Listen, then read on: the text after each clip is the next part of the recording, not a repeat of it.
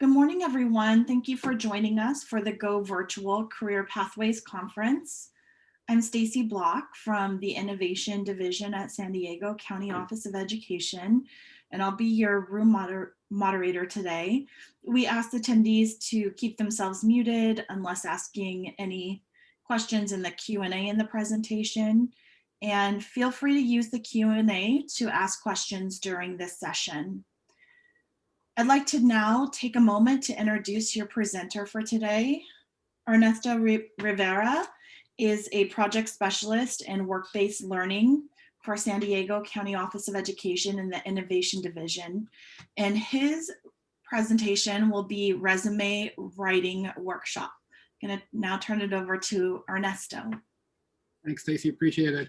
Well, welcome everybody. Today in this session, we're gonna be discussing resume writing, more specifically resume writing for high school students, right? As we go along here, the type of work that we do over with the work-based learning team is try to assist high school students, not just with finding career pathways, but also, assisting them with resources and information on how to land that first job, whether it be a summer job, a part-time job, and things like that.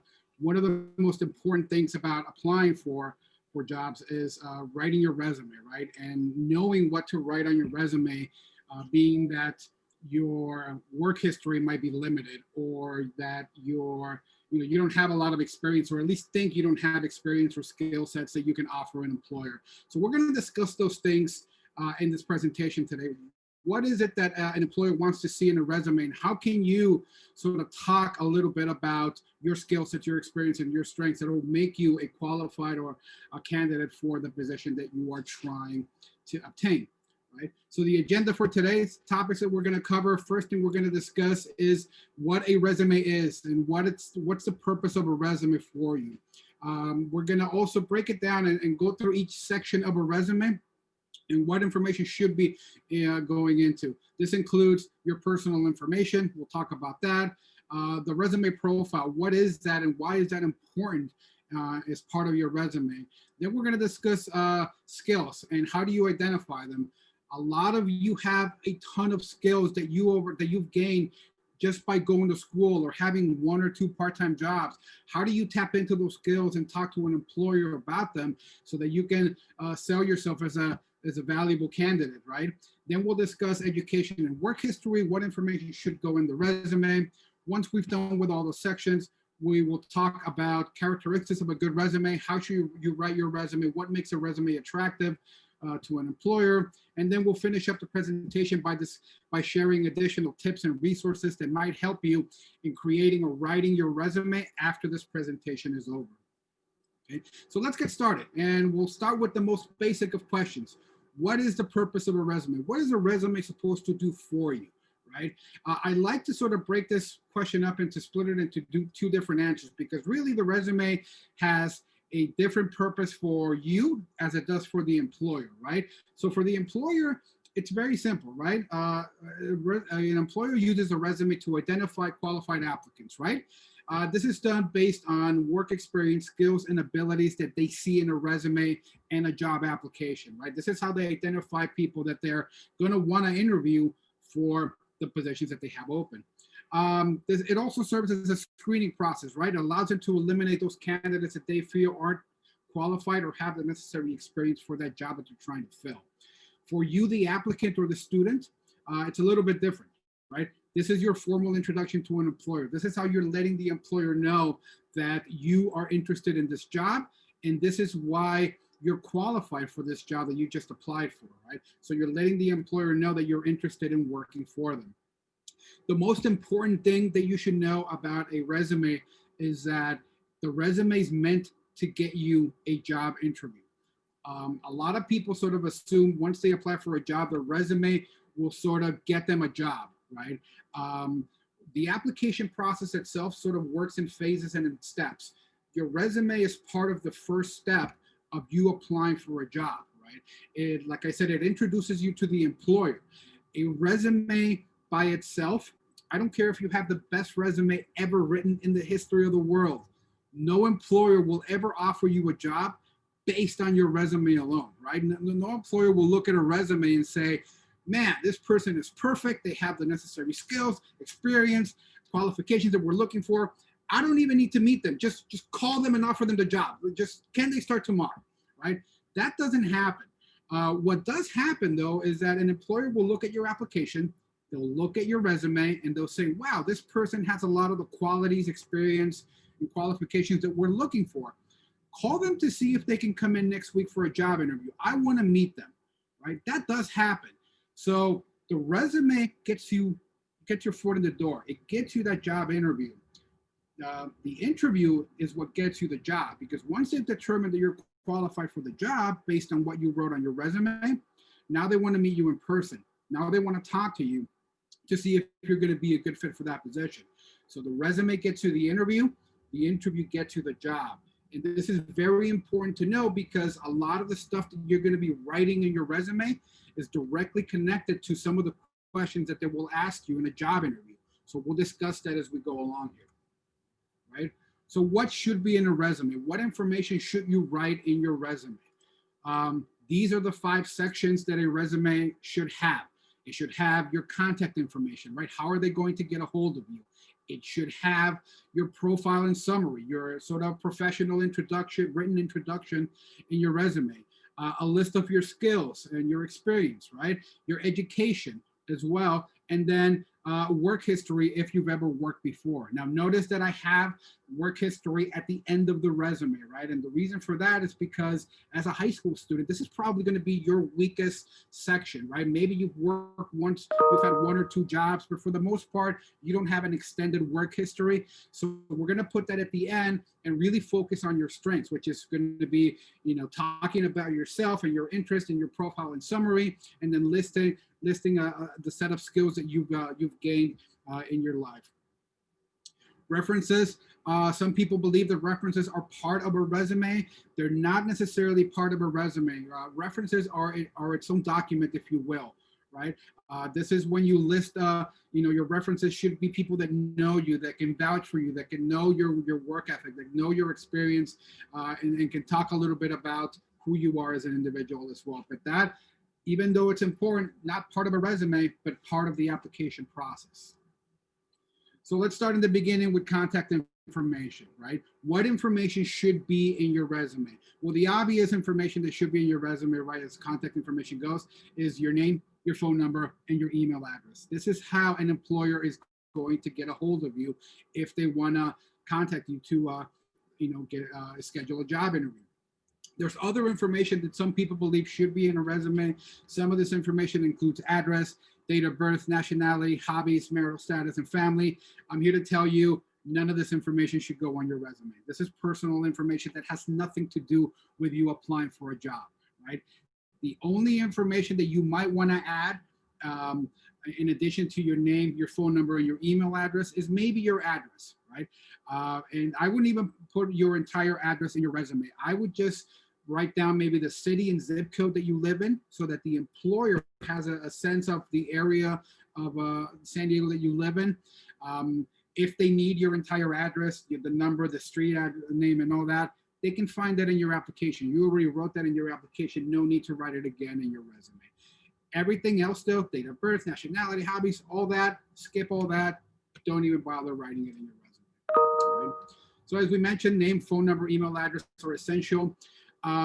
It's important for you to realize how the value and the importance of having a professional email, right?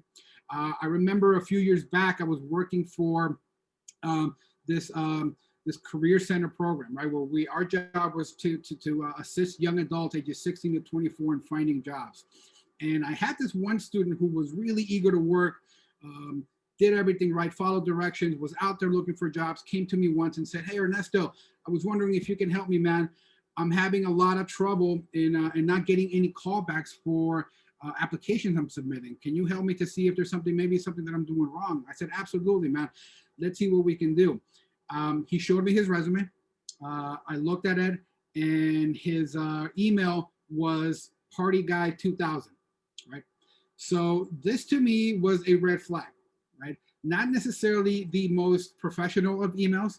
So I pointed that out to him, and I told him, look, if you are an employer and you see an applicant has this email, what assumptions are you making about this person? Like, well, this person likes to have a lot of fun, right? Which means this person probably has a very active social life, which probably means that he might be late some Mondays or might not even show up to work on Mondays, right? This is the assumption that an employer might make. So you want to make sure that you have a professional email attached to your resume. That might mean that you need to create a new email address for yourself, right? And I would just go something basic, right? First name dot last name dot first name, maybe a couple of numbers at the end if it's not available, add whatever. So you want to make sure to have a professional email in your resume so that employers take you seriously, right? The other important piece here is also knowing what impact stuff like this, having a professional email has, but not only having a professional email, but having a positive social media presence, right? Most people don't understand this also, that approximately about 80% of employers use social media to vet candidates. So if they have a candidate that they like or they feel is qualified, maybe they'll go online and they'll look for your Twitter handle. Maybe they'll look for your Facebook page. Maybe they'll look for your Instagram and see what type of activities you have or what type of social media presence you have. I've had employers tell me that sometimes they will pull up, a candidate's Facebook page or social media while they're doing an interview, right? So they're just kind of looking back and forth, asking questions, see what type of answers they're giving them, and they're also looking at, their social media page. All of this is very important, guys, because this is not information. What I've told you right now and what I'm going to tell you throughout this presentation, it's not necessarily my opinion of what I think you should do, or the organization that I work for or anything like that. Everything that we're sharing with you, the tips, the information, why it's important for you to write these things and not write certain things in your resume. It's information that employers have told us. This is what I look for when I review a resume. Right? These are the things that I want to see. These are the things that I don't want to see, right? And we work with well over 100 employers, and a lot of them tell us, this is what a young adult should have under a resume, and this is what attracts me to a resume, right? So keep that in mind. It's not information that we are telling you as my opinion, but it's information that employers tell us this is what a good resume has. So next is your profile and summary, right? So you've written your contact information, you have your name, your professional resume, your professional email, you have your phone number there. Now the first section that you're gonna write is your profile or summary, right? Well, what is a profile or summary?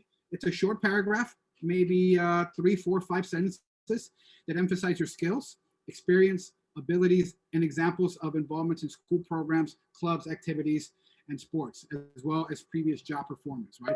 So this is sort of going to be your introductory paragraph where you're going to be talking a little bit about yourself, what your strengths are, what your skills are, what you like to do, and maybe connect some of that stuff to the job that you're applying for, right? So what do we mean by this, and how can you write your paragraph? Say, for example, if you've never worked before, or if you believe you have limited skills or job experience, right? Well, here are 3 examples of a profile or summary that you can write as a high school student, right? The first one says, motivated individual seeking employment opportunity in, and then you can just put whatever field is there, whether it's fast food, retail, healthcare, recreation, whatever, right? Open to learning and coachable with strong work ethic and proven ability to work with others or independently. Member of high school, and then you can write there if you play any sports, if you're part of your ASB, if you're part of any other clubs or member of any other activities, extracurricular activities, in whether it's school or outside of school, right? The second one, high school senior seeking either a summer or part-time job employment opportunity, reliable individual that enjoys working with others as part of a team, and a responsible approach to assigned work. Interests and strengths include good communication skills, willingness to learn, friendly, and dependable.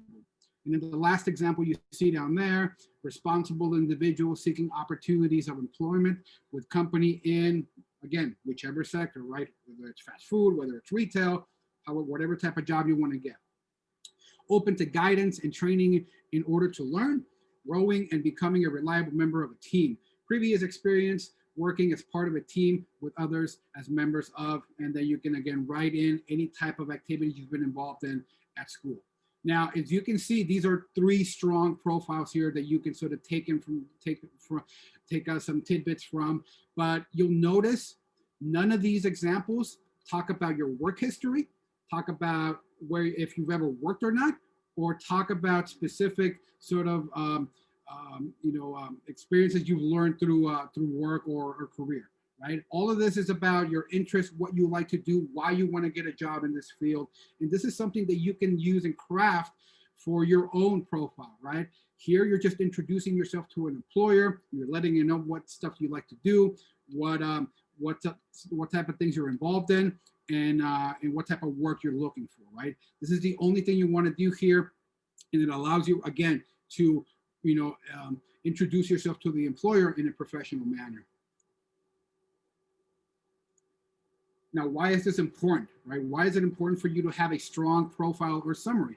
Well, it is because when HR representatives start looking at applications or reviewing resumes and things like that, on average, how much time do you think an HR rep spends reviewing a resume, right? Answer is really 5 to 7 seconds. This is especially for entry-level positions, right? If they have, a large number of positions that they're trying to fill and they're trying to go through all these applications and all that, they're not going to spend a lot of time in each resume or application. But if you start strong and you have a strong profile or summary, then you'll catch their attention. They'll continue to read, and you're gonna turn into somebody that they're gonna want to meet.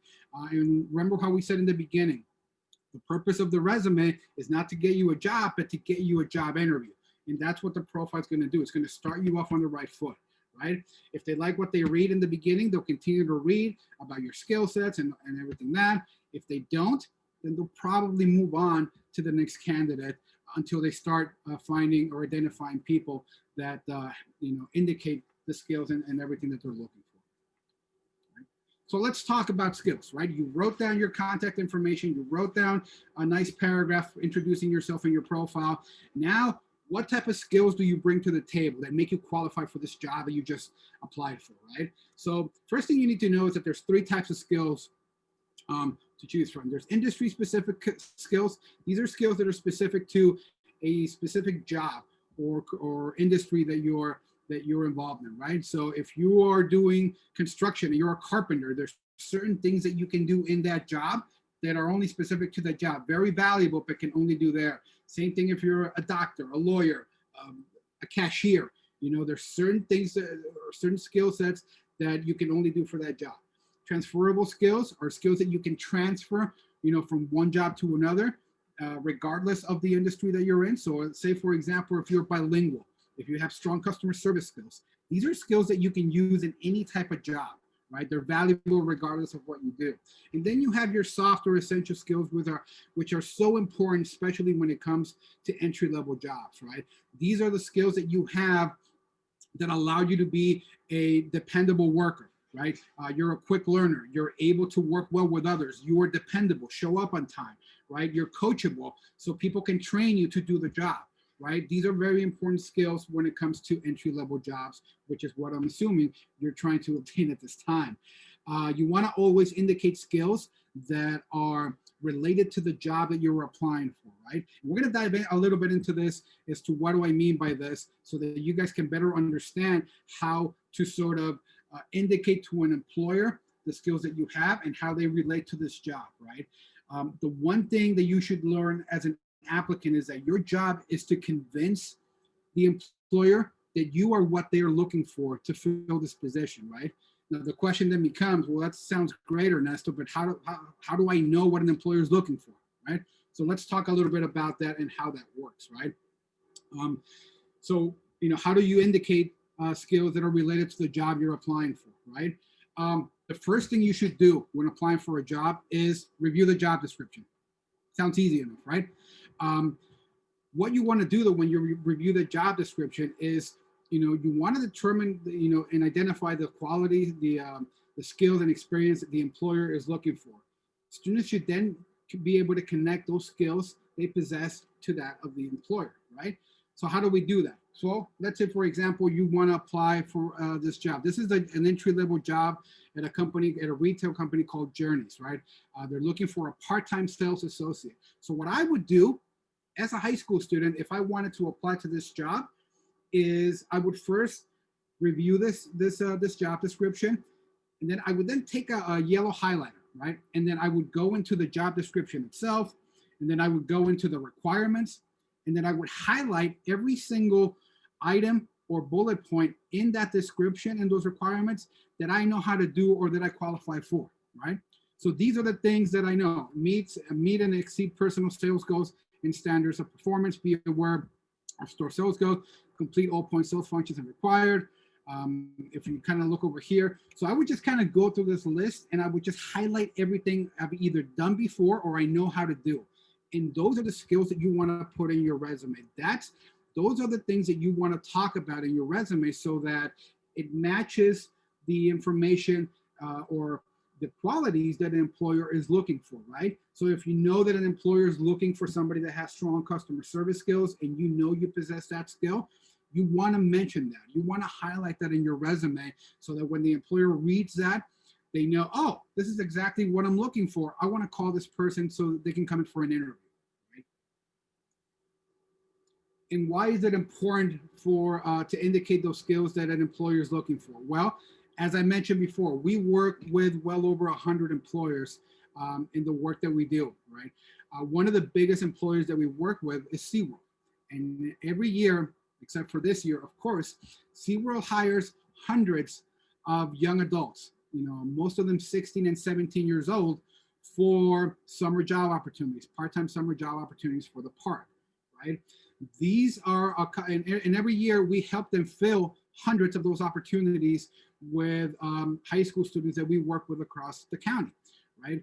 These are 2 slides of information of what SeaWorld looks for in a candidate. If you look there at the left there, it says attitude is everything. So these are the qualities that they look for in a candidate: positive attitude, high energy, committed to quality, team-oriented, experience, offering experience that matters, and values people, right? As you can see, there are no real industry-specific skills. All of these are soft skills that they're looking for a candidate to have in order to fill these positions, right? So you want to be able to demonstrate that you have these skill sets in order for you to become a valuable candidate to an employer. Look at their interview process, the slide there on the right. Observational interviews consist of a facilitator and observers. So they do these group interviews of about 10 applicants at a time, and then they just ask them questions. Everybody gets a chance to answer those questions. They do some activities, and then the things that they're looking for, once again, they're looking for people skills. How do you communicate with others? Quality problem solving. Are you working well with others? Are you helping each other out? Guest focused, accountability and responsibility, and an overall behavior, right? So again, these are all soft skills, right? And if you're able to indicate that you have these skills and then back it up when you go to an interview, you will get hired.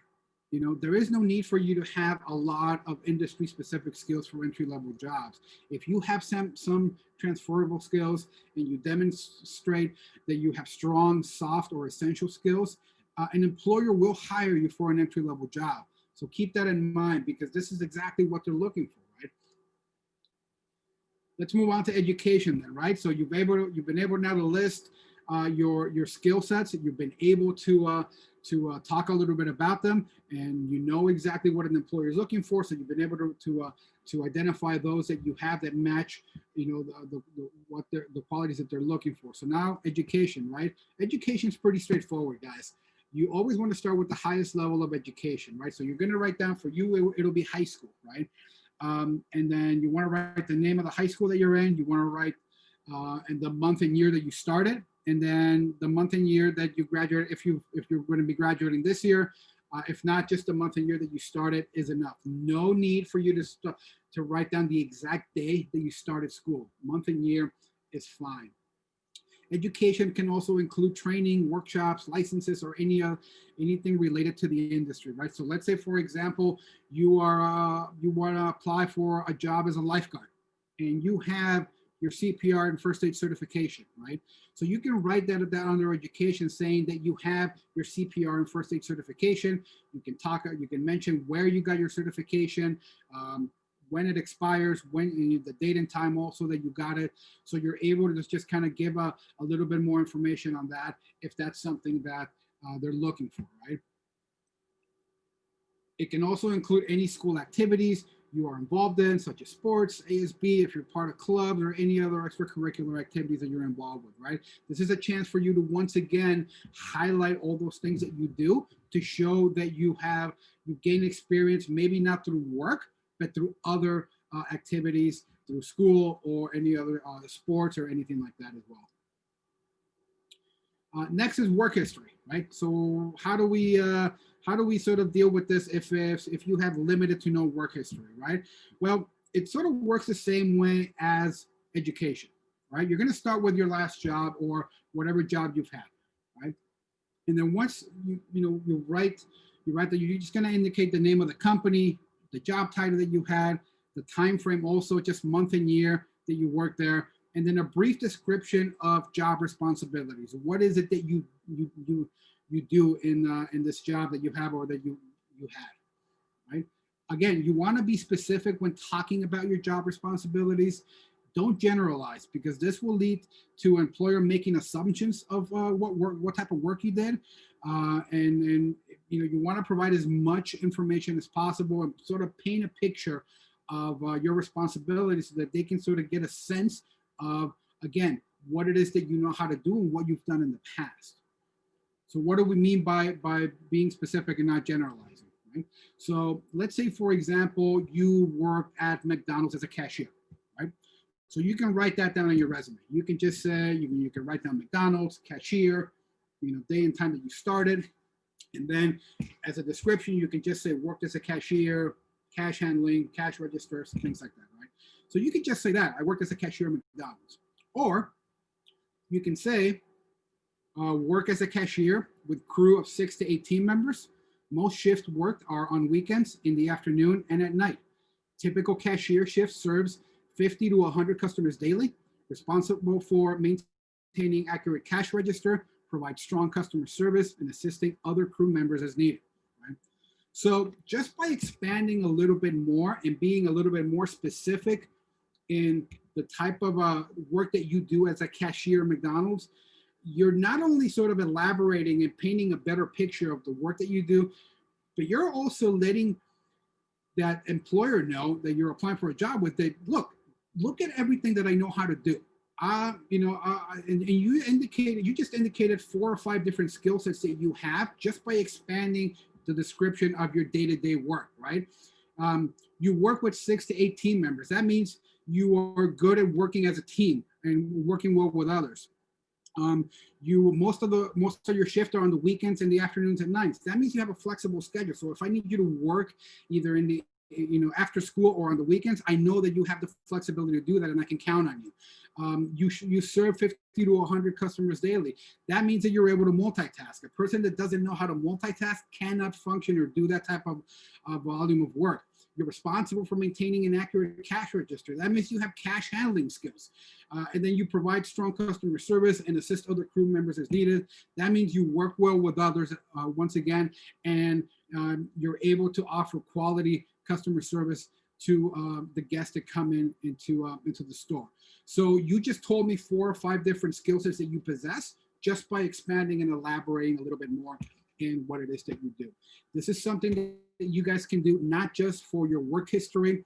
It's something that you can do for education when talking about what type of sports you play or what type of clubs you're involved in. It's something that you can do when talking about your interests and your strengths in your profile as well. Just by elaborating a little bit more, it allows you to become more attractive as a candidate to that employer.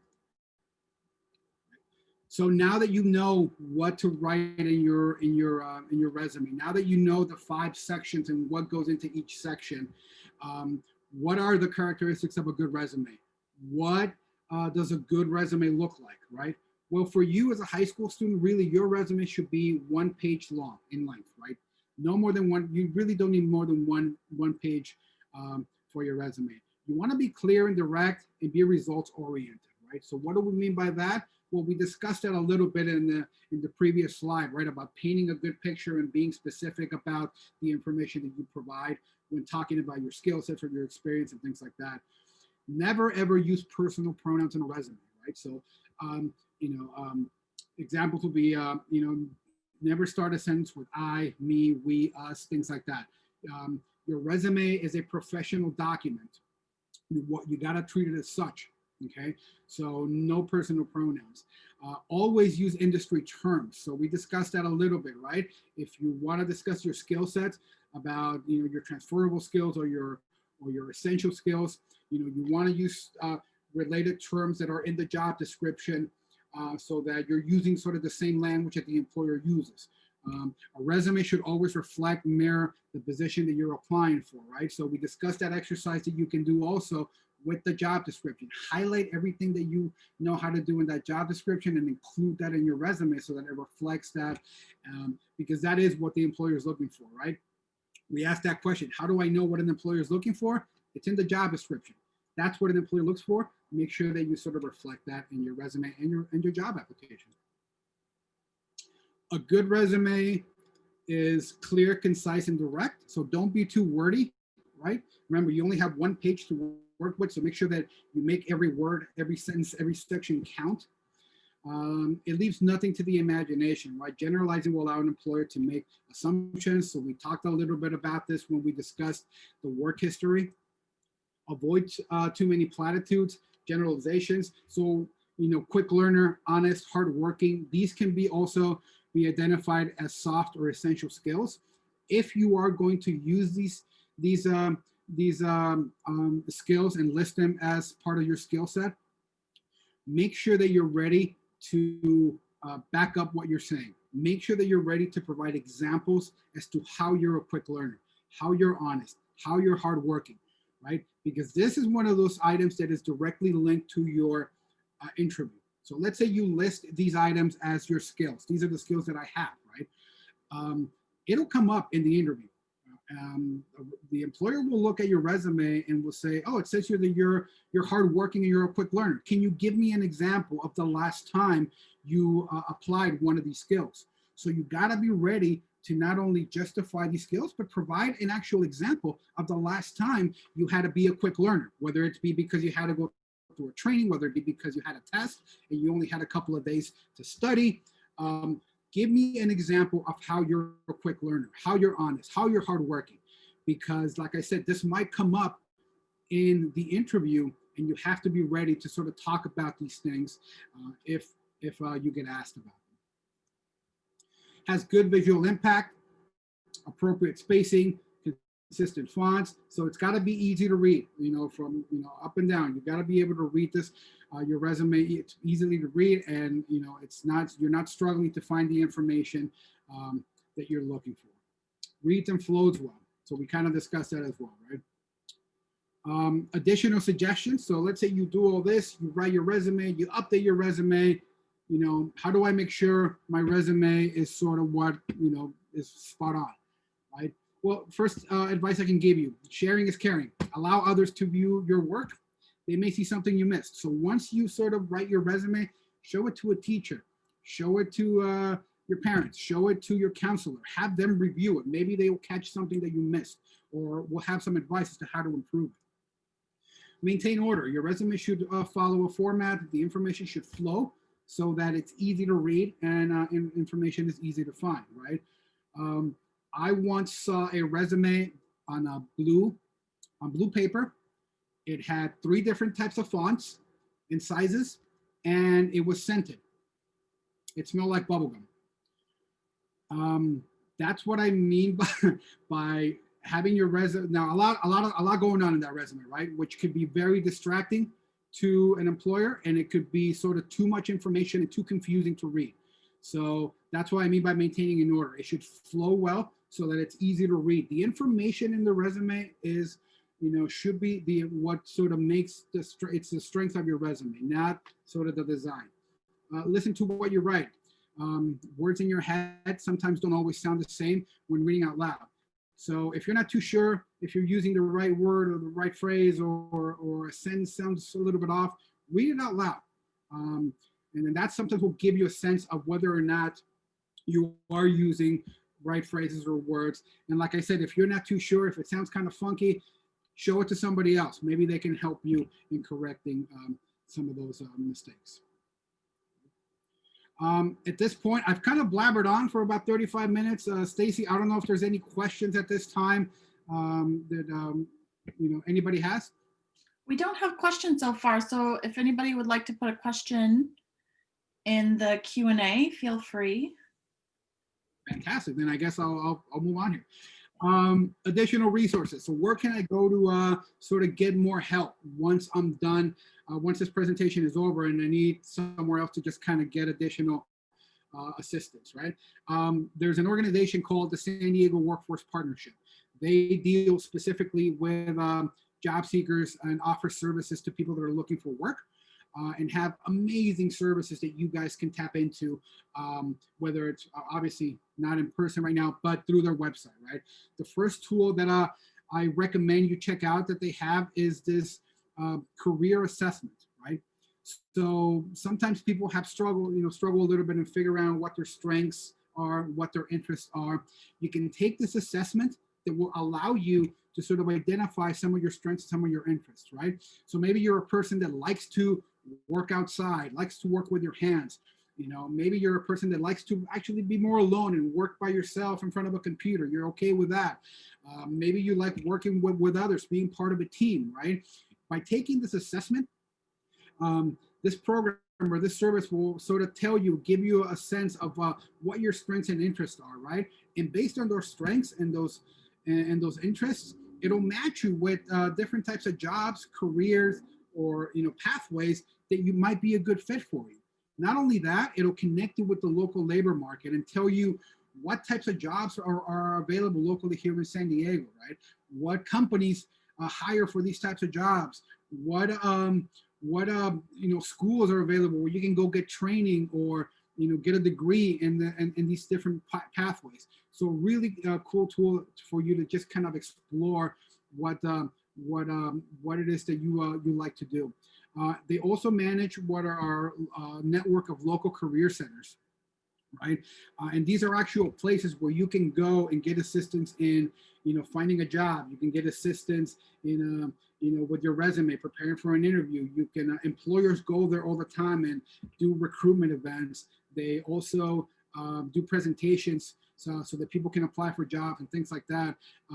There's 4 centers across the county, one's in Chula Vista, one in San Diego, one in El Cajon, 5 centers, I'm sorry, one in Escondido, one in Oceanside. So these are centers that anybody can go in and just get job search assistance, right?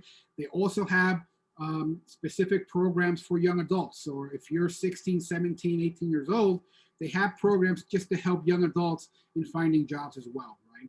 And then the last resource, ONET, is a great website for you to just learn more information about different types of job descriptions, and then you can do industry specific research, right? So say you want to learn more about nursing, or you want to learn more about being a carpenter, you can actually just go to this website, type in carpenter, and it'll give you like general information on that specific job.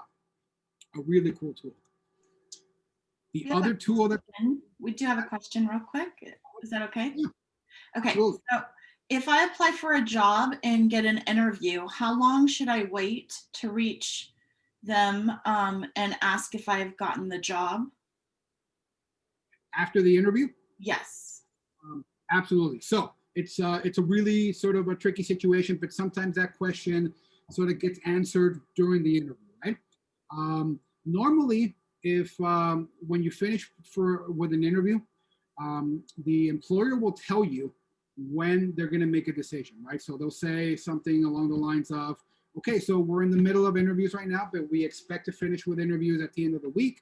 So we should come to a decision by the end of next week. They'll maybe give you a date, right?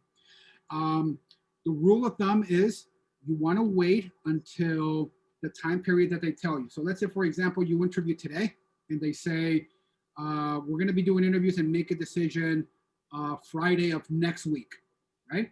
So you're going to want to wait until Friday of next week for them to call you, right? If they don't call you in that time period, it's okay for you to follow up the following Monday, okay? And just call them and just say something along the lines of, hey, my name is so-and-so. I interviewed for the retail associate jobs last week.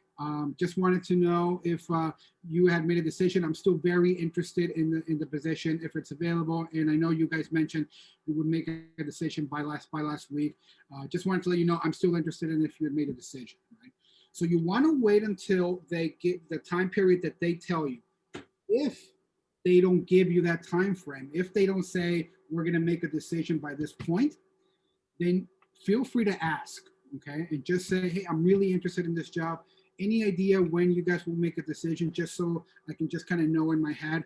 And then once they tell you, then you can ask a follow-up question and say something along the lines, is it okay for me to follow up and call you if I don't hear from you by then? And obviously, look, 10 out of 10 employers will say yes.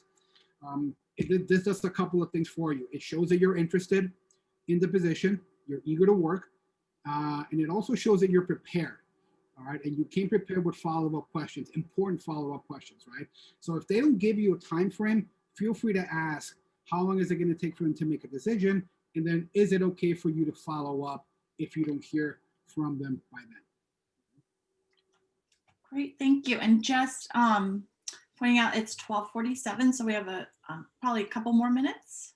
Oh, fantastic. This is our second to last slide, so we're almost done here. We're right on time. The other resource that's available for you guys, our own college and career readiness website. It's got a ton of information that you as a student can tap into. If you go to the page right there at the bottom, cte.innovatesd.org, you come to this main page here, and then if you click on the student tab, either here at the top or in the middle of the page here, it'll take you to the next page. And this is the main page for students, right? So here you're gonna find information on how to get work experience. So we post internship and job opportunities that our partners have available. So you can look in here periodically and see what's available and what opportunities are available for you. Problems that you wanna solve. I mentioned that assessment that the Workforce Partnership offers. You can actually go here, click on the career assessment here, and then that'll take you to that assessment. Explore careers. So if you want to learn more about specific pathways or sectors, you can go here as well. And then again, education and training. So let's say you already know, what your career is going to look like. You can go in here to learn what schools are out there that offer the type of training or education that offers in those specific sectors or pathways. So that's our presentation on resume writing. Hopefully this is something that was beneficial to you guys. If you want to learn more, get more tips on resume writing, like I said, visit our website again. There's a ton of resources in there for you to sort of, tap into. Stacy, are there any other questions that came up? No other questions. Awesome. So if there's no other questions, guys, thank you for your time. I hope this was, again, beneficial and helpful. And, we'll see you when we see you, I guess.